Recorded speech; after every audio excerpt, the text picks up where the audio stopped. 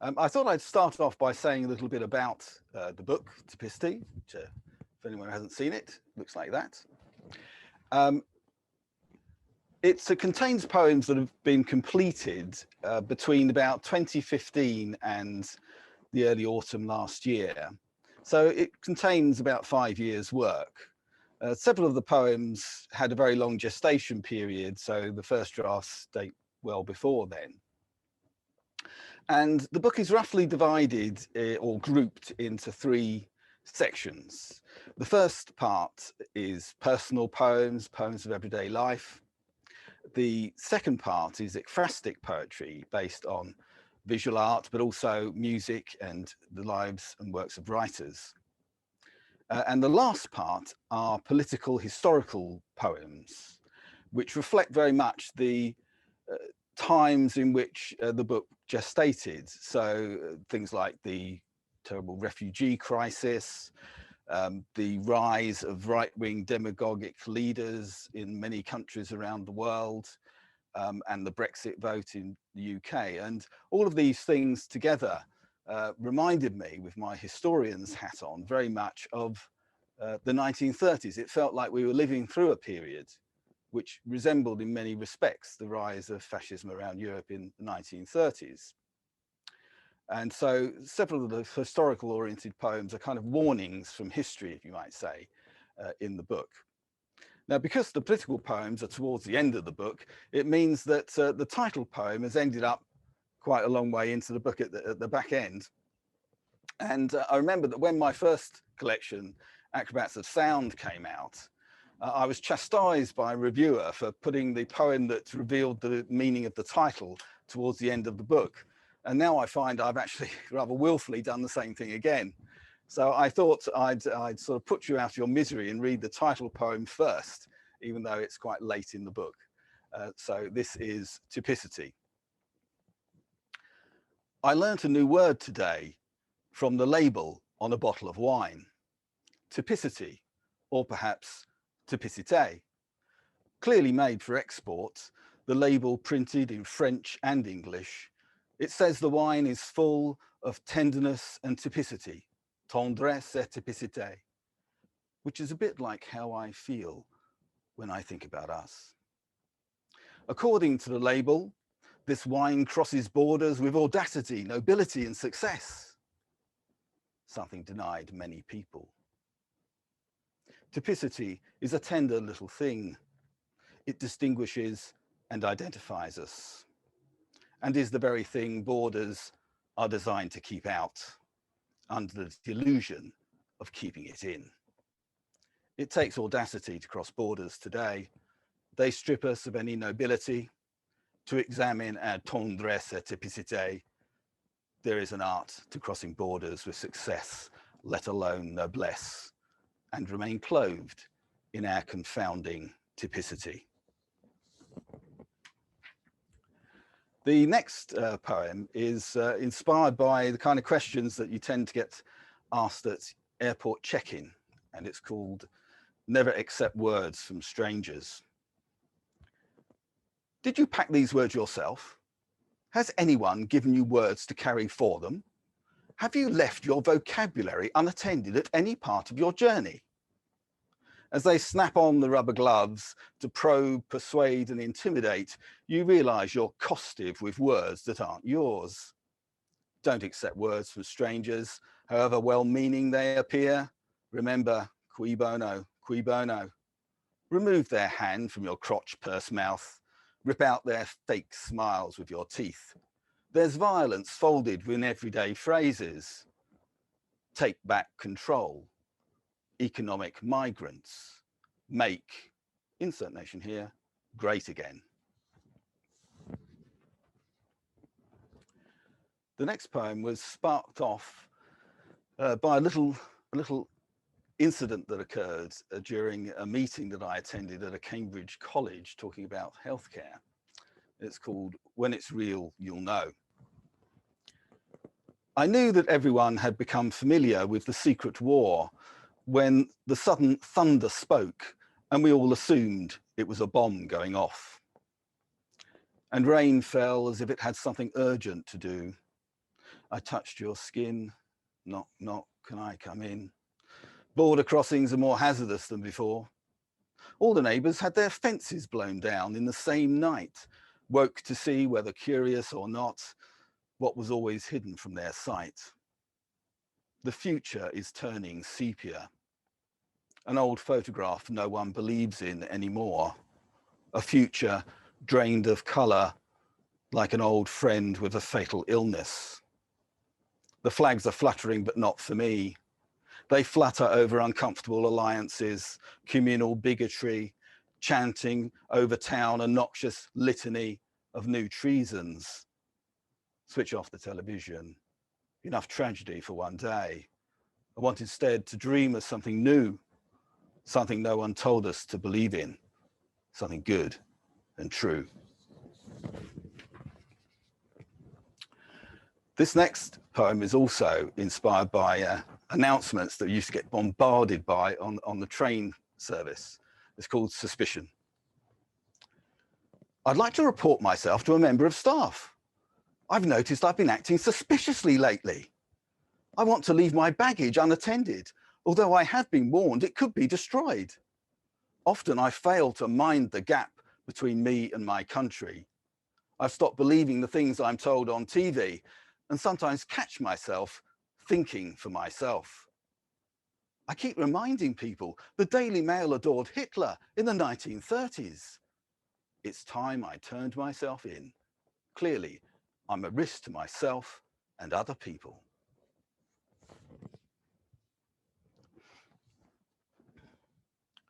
This one's called Guide to the City of Truth.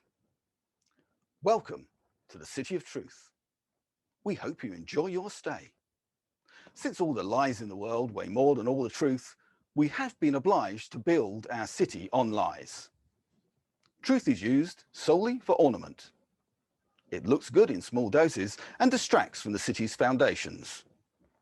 Our citizens are content walking on the paving of deceit, but tend to stumble when attempting to traverse the uneven surface of truth.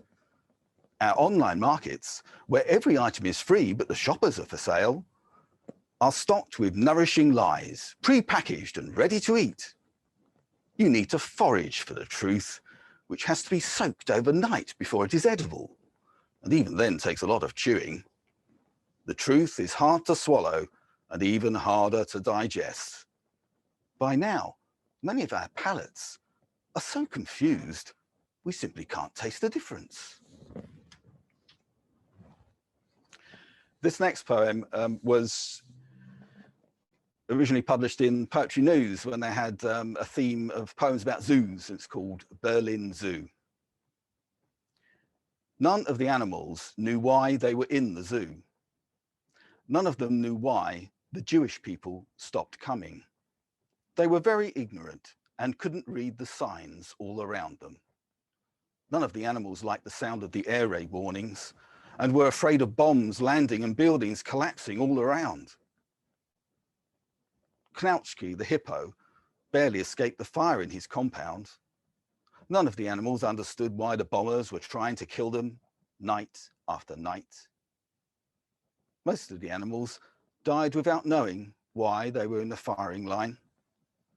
When the Red Army attacked, the zoo tower was one of the final battlefields. None of the animals knew why the artillery fell on them. There were 3,175 animals in the zoo. By May 1945, there were 91 left alive. In the end, there were even fewer, since some were eaten by Red Army soldiers.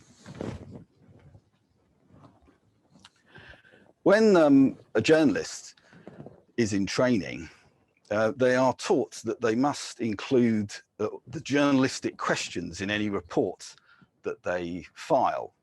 And the journalistic questions are remembered with a series of individual words, which is who, where, what, why, when, how. And this poem is called The Journalistic Questions.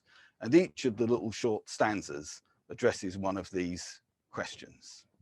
So the journalistic questions. I asked the teachers what the lesson meant.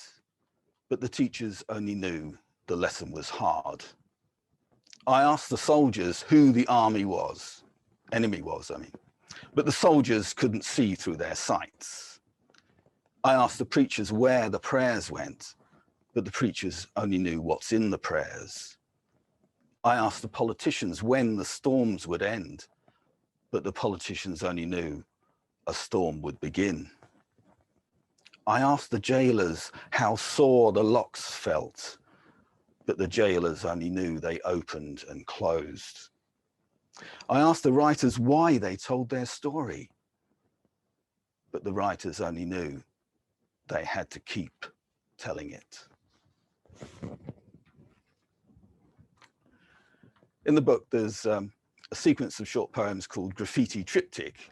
I'm just going to read two of those, and these are the last two in this section of the reading. And the first one's called Beach. Someone had drawn a mermaid in the sand. I thought it a good likeness and took a photograph with my phone. Nearby, the tide had deposited the malodorous gift of a dead fish, but the mermaid didn't mind. Soon the sea would return and lick her hair clean with repeated strokes from hesitant but persistent incoming waves. And now the final poem of this sequence, Banksy. A little girl releases a red balloon. Each day I'd go past on my way to work, and there she'd be, releasing her red balloon. Reaching up to the sky, away from the dry grey steps, it cheered me to see her, always occupied in lifting our collective spirits. I vowed to ignore any irony that might be implied, preferring the spirit of hope that pulsed from her diminutive figure, and the red balloon, which reminded me of a charming song.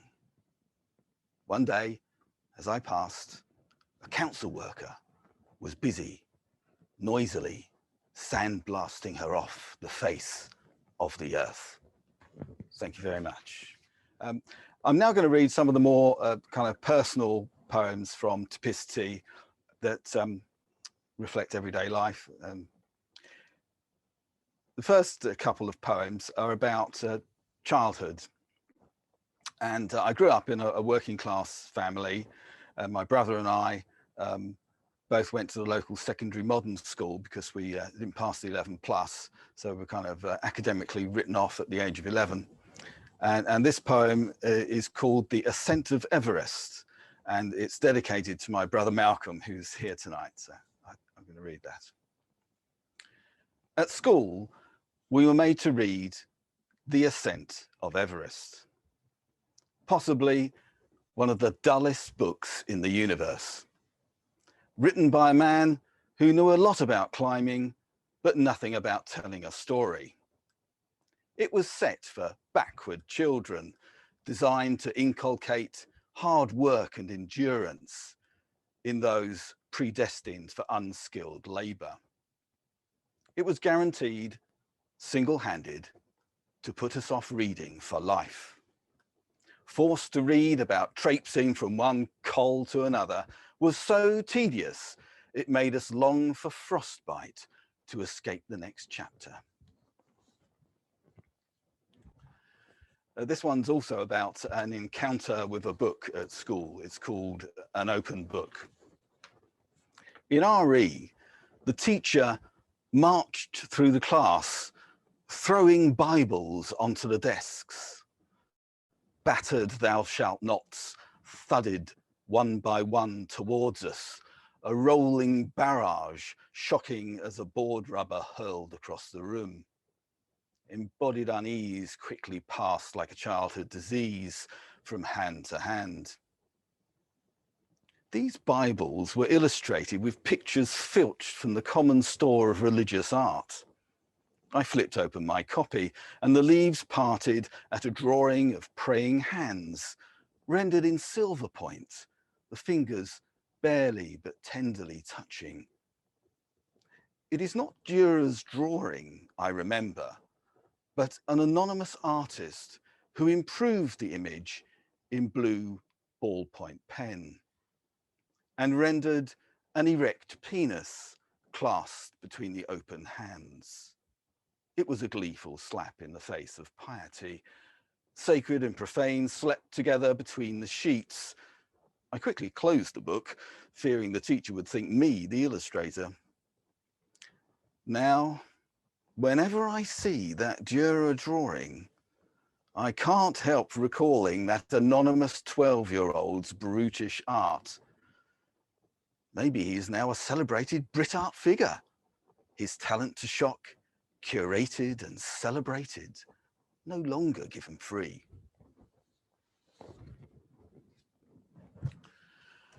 This next one is called On Not Being Able to Pray. In a dingy church in a foreign town whose name I've forgotten, I lit a candle.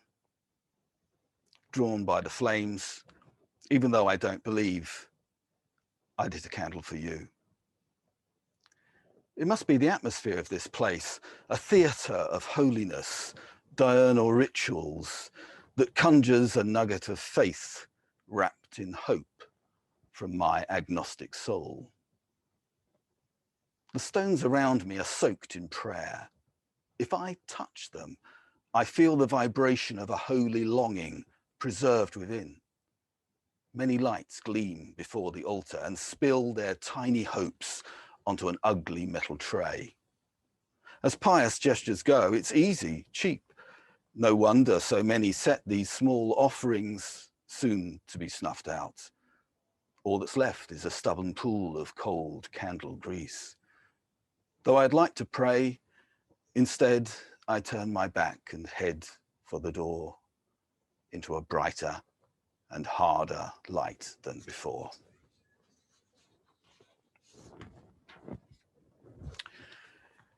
Often when you go around a cathedral, they have a treasury where they kind of put the old reliquaries and other knickknacks of religious art in these treasuries, and this poem is inspired by that. It's called Relics Requiem. Behind glass, resting now after a long journey, putting their feet up, the relics are checked in to the cathedral treasury like so many tourists in a mid-range hotel. Formerly, they were carted from place to place like family heirlooms by monks and priests, stolen like silver or gold credit cards to heaven by pilgrims, invaders, and rival orders. What is that absurd need to F the ineffable that drives us mad? Here it is, masquerading as fragments of bone, vials of dried blood, foreskins. How dreary they look, shucked from their shells, dirt under ancient fingernails. The itchy aroma of dust, the shriveled skin of hope, dry and wrinkled as a face whose beauty has been capsized by time. The relics keep their secrets, snigger at our confidence in the capacity of the intangible, laugh out loud at our longing for the numinous to blunt the blade of the real.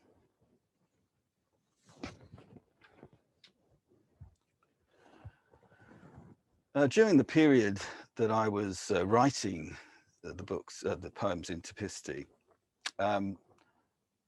no fewer than 4 people very close to my heart all died. So there is a strong sense of finitude, of mortality in the book, hopefully not in a totally negative way. And the first death was the most surprising. It was a university friend of mine who suddenly died. And he was exactly the same age as me. And we even shared the same first name, Colin. And about a year after attending his funeral, I was thinking about him and I wrote this poem. It's called Funeral for a Friend. There are photos of you everywhere at your funeral, perhaps to distract us from the fact that you were in that wicker casket. And people talked and talked about you, how good you were, as if to distract us from the fact that you could no longer talk. They would keep talking about your work when your work was the last thing on my mind, as if this was a retirement do. And then we walked out into the rain, relieved to be away from all the talk, and we walked into the forest where nature might apply its arnica to our bruised souls as we walked slowly uphill with our burden of memory getting heavier and heavier. And then we came to a hole in the ground, and bizarrely, they were going to put you into this hole in the ground. And it was only then that I was hit by the stark realization it was just a hole in the earth, and they were going to put you in it. As if you were being punished for hiding away from us and not talking anymore. And after an awkward pause, they lowered you down. And then we all filed past and dribbled handfuls of earth onto you, as if making a libation, as if giving some kind of leaving present. But there was no gift in it, because you would not be sprouting in the spring, your smile blossoming, fresh as a daisy. Then we went back to the centre, and being English, drank tea, though frankly I could have done with something stronger. And we ate a surprising amount, as if to fill a void bigger than hunger. And we talked, as if to fill a silence that was too painful to listen to. I remembered when we were at university together asking you, what's your favourite thing? And you said, sleep, falling asleep. And now, 1 year later, my macabre mind can't help wondering what it's like down there in your hole in the ground, in the forest. Reality pulls an ugly face. It's unwise to gaze at too long. I tell myself you've gone on a long holiday and have forgotten to send a postcard.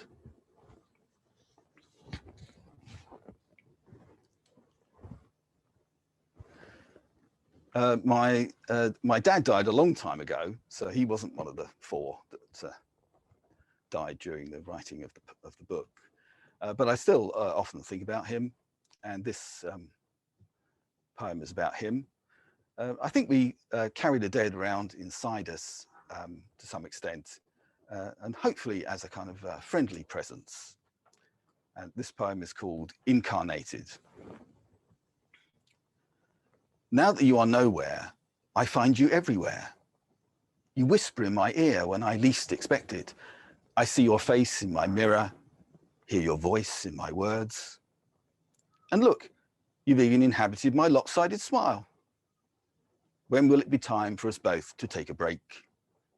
I know you won't say. I never took your advice, and you never gave it. How wise you were. I didn't notice at the time, mistaking silence for stupidity.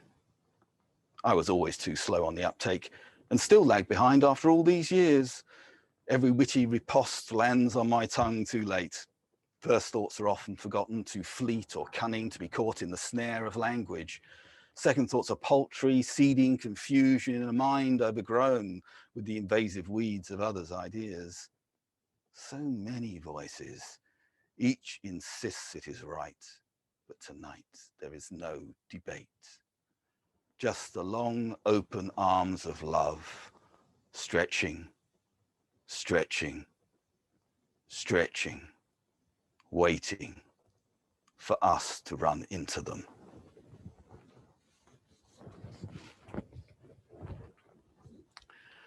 Thank you.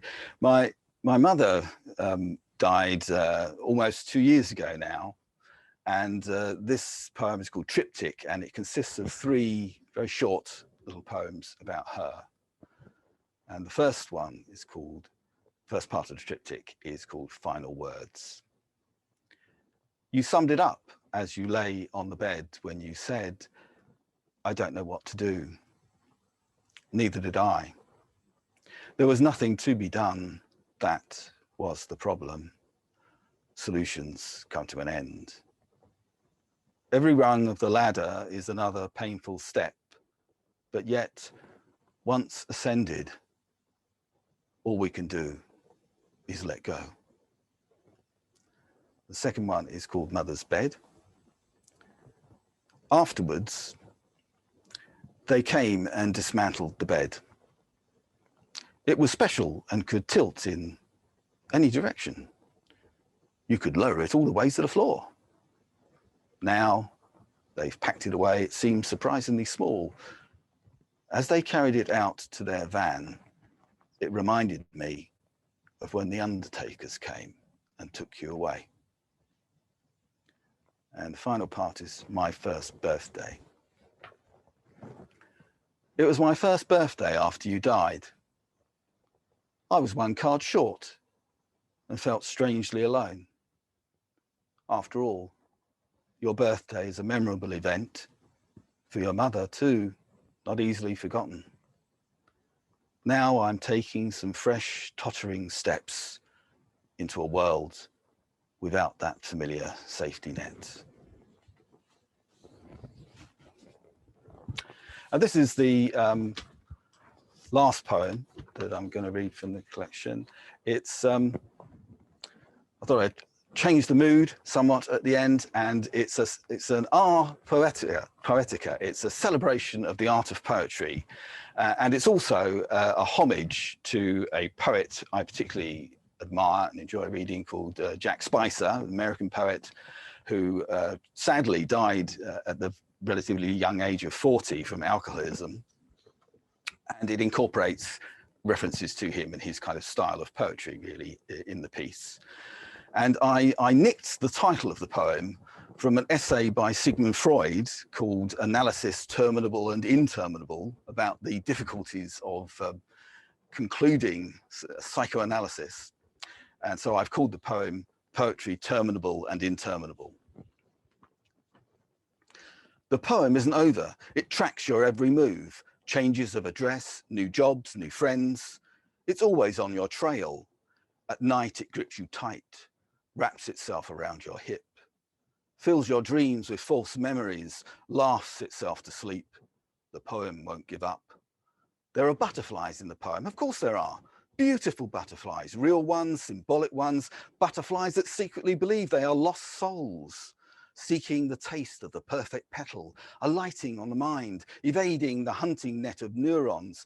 The poem isn't finished. It deals from a crooked deck, releases the wild horses of long disguised desire, tramples your careful garden, hangs on the note like Charlie Parker, clinging to the cliff edge. It is the needle in the vein, the viscous cling of spirit to the glass, the embrace that never parts, riffing from one mind to another, smuggled through customs, hidden in a bouquet of dendrites, levitating from one body to another. The poem never rests, a command module, taking off, intent on return to the mothership, a sunspot on the lens of the mind, a burnt cornea. The poem never ends, it just pretends, crowd surfing its way over the audience, skimming the surface tension of multiple reception, an interminable heavy metal drum solo, an unfinishable riff from a guitar hero, a jazz solo with no resolution, stranded in a sonic elevator, late for an appointment with eternity, with the scaffold of desire, the drop of the heart, the fire in the veins, the electricity in the wire,